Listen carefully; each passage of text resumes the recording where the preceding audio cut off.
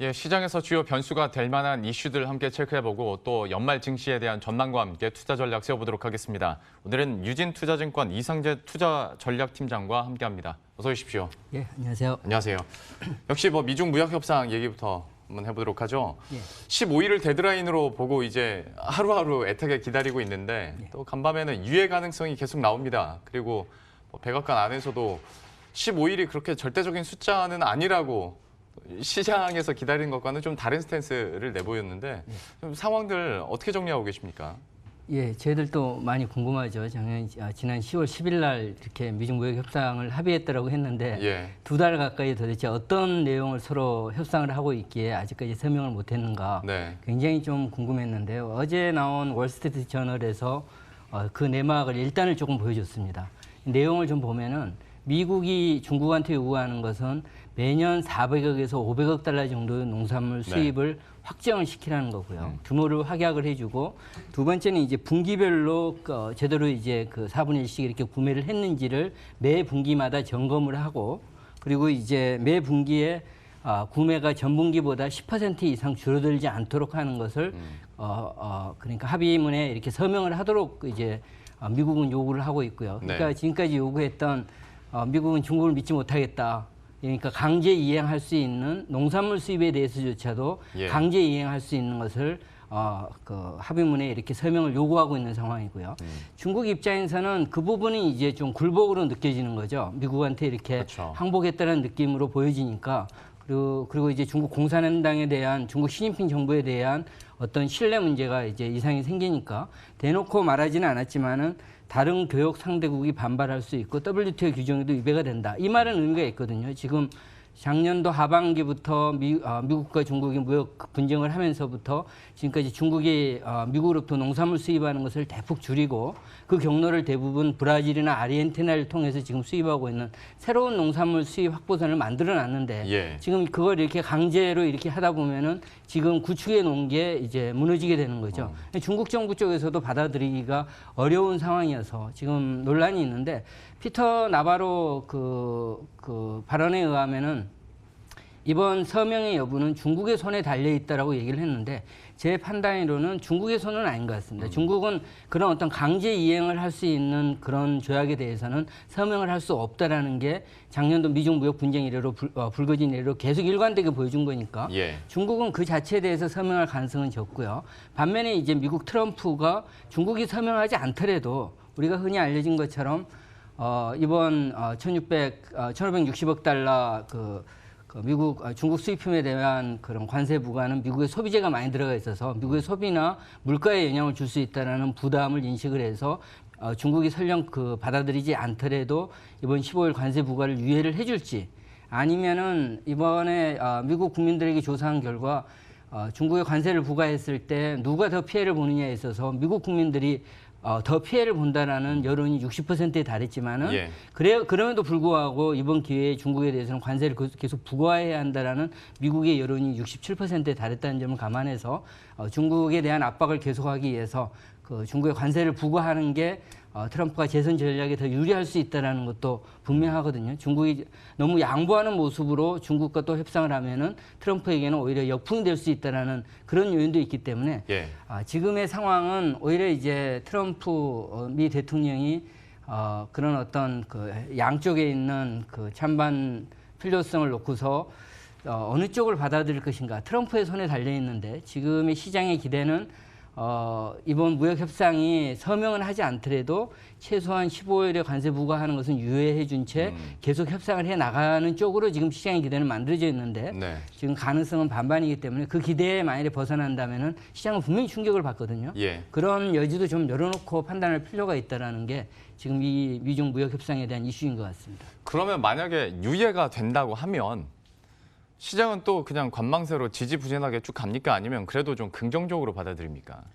이거는 이제 지금 9월 달 우리가 보면은 5월 초에 트럼프가 관세 인상의 트윗을 날리고 나서 5월부터 8월까지 시장이 10% 정도 빠졌었고요.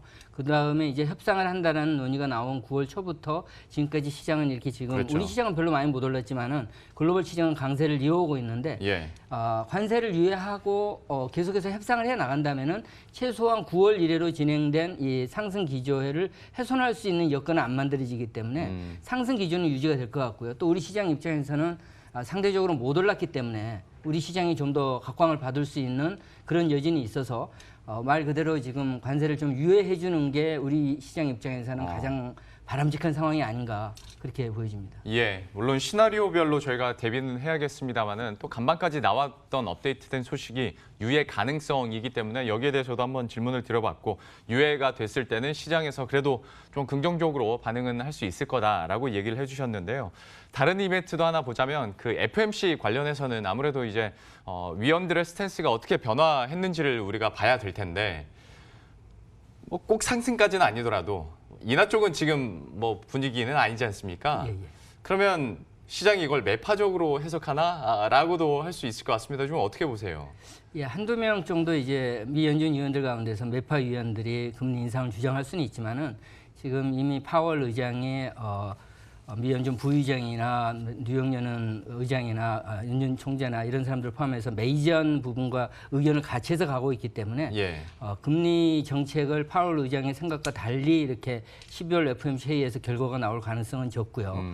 그런 측면에서 봤을 때 파월 의장은 이미 지금 미 연준 내에서 컨센서스는 고용이 악화되면은 금리 인하하겠지만은 고용이 계속 양호하다면 금리 인하는 하지 않겠다. 반대로 금리 인상은 인플레가 2.5% 이상 올라가면은 그때 금리 인상하겠지만은 그렇지 않다면은 금리 인상은 하지 않겠다는 거니까. 예. 11월 미국 고용 데이터가 좋게 나와서 이게 금리 인하 가능성을 줄였을 뿐이지 인상 쪽을 의미하지는 않거든요. 예. 왜냐하면 물가가 안정돼 있으니까. 그런 측면에서 놓고 본다면은 내일 새벽에 있을 미국 FOMC 회의에서 금리가 동결되고 기존의 스탠스가 유지되는 것은 당연한 것 같고요. 오히려 관심은 내년도 미국 GDP 성장률을 지난 9월 회의에서 미 연준은 2.0%를 전망을 했는데 예. 최근에 미국 고용이 좋게 나오면서 이걸 좀 상향 조정할 것인지 이것이 조금 더 주목이 되고요. 역시 점도표에서도 지난 9월에 이제 2020년은 금리 동결을 얘기를 했는데 금리 동결이라는 것은 가장 많은 숫자가 금리 동결의 의원수가 숫자가 많았다는 거죠. 예. 그 숫자에 좀 변화가 있을지 이 정도의 관심이지 파월 의장의 발언이나 금리 정책이나 성명이나 이런 쪽에서는 이미 어느 정도 예고된 상황이어서 시장에 미친 영향은 이 이벤트는 별로 그렇게 크지 않다. 다만 이제 예상과 달리 아주 매파적인 목소리가 세게 나온다면은 예. 조금 시장이 어려움을 겪을 수 있지만은 그럴 확률은 지금 굉장히 적다라는 게 지금 판단입니다. 딱히 그런 분위기는 아닌 것 같습니다. 그리고 점도표의 중간값의 무게중심이 어떻게 변화가 있을까 이 정도로 저희가 한번 관전 포인트를 삼아보면 좋을 것 같고요. 또 하나 뭐 지표 나온 것 중에 그 OECD 경제 선행지수 있지 않습니까? 그러니까 사실 특히 EM 국가들을 중심으로 해서 우리나라도 그러니까 내년은 올해보다 좋아질 거야라는 경제 성장률 전망치가 많이 있지 않습니까? 예. 실제로 이제 하나 둘 지표가 나오게 된다면 실제로 좀 긍정적인 사인으로 받고 기대를 해도 될지. 예, 내년도 우리 경제가 올해보다는 좋아지는 것은 좀 가능성이 굉장히 크죠. 왜냐하면 올해가 너무 나빴기 너무 때문에 나빠서. GDP 성장률이 1.9에서 2.0이니까 내년에 뭐 2.1이나 2.3이 나온다면 물론 올해보다 내년이 좋아지는데 좋아지는 폭이 이게 주식시장에서 내지는 외국인 투자자들이 한국 시장에 대해서 관심을 가질 정도로 유의미하게 좋아질 수 있는가에 대한 게 지금 핵심 포인트거든요. 예. 근데 이번 OECD 경기 선행지수에서 한국 그 경기 선행지수가 2년 5개월 만에 반등을 했고요. 또 우리 통계청에서 나오는 경기 선행지수도 9월과 10월 달에 2개월 연속 선행지수 순환 변동치가 상승을 해서 네. 내년도 좋아지는 것으로 이렇게 예고가 되고 있지만은 조금은 조심할 필요가 있습니다. 왜냐하면은 이 선행지수의 상승이 실물경제 지표가 좋아져서라기보다는 이번 미중 무역 협상이 진행이 되면서 주로 심리 지표들 중심으로 해서 예. 이걸 소프트 지표라 그러는데 실물 지표는 이제 하드 지표라 그러고요. 하드 지표보다는 소프트 지표를 중심으로 해서 좋아진 게 경기 선행지수를 반등시켰다는 측면에서 네. 예, 역시 이제 경기 선행지수조차도 앞으로 전개되는 미중 무역 협상이 함수다 이렇게 놓고 본다면은 불확실성이 조금 남아 있다라고 봐야 되고요.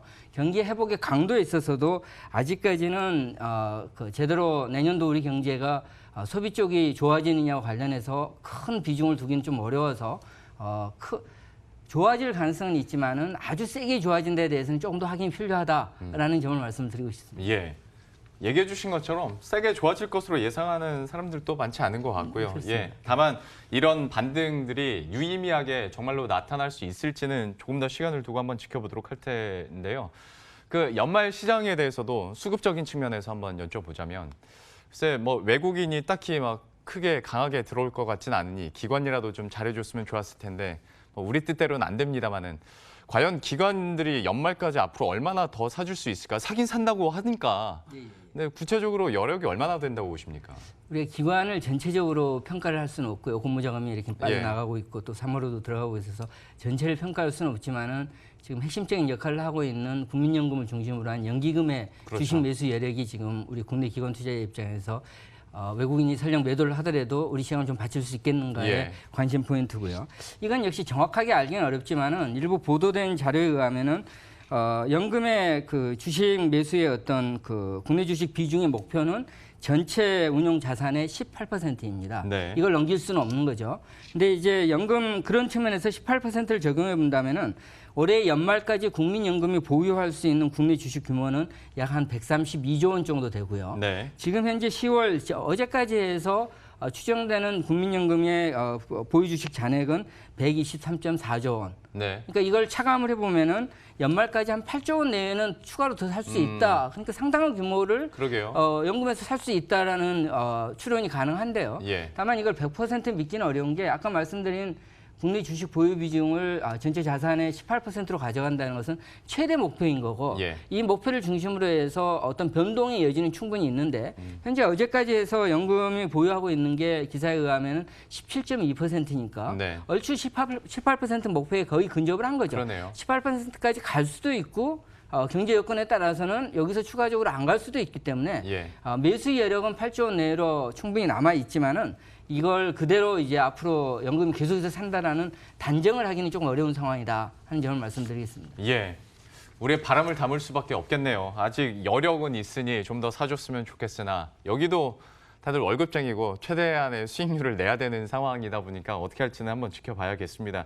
참 여러 가지 변수들이나 이슈들이 있고 수급적인 측면에서도 불확실성이 많은 상황인데 그러면 이제 연말에 우리가 꾸려볼 수 있을 만한 포트폴리오 전략 좀 어떤 아이디어 갖고 계십니까?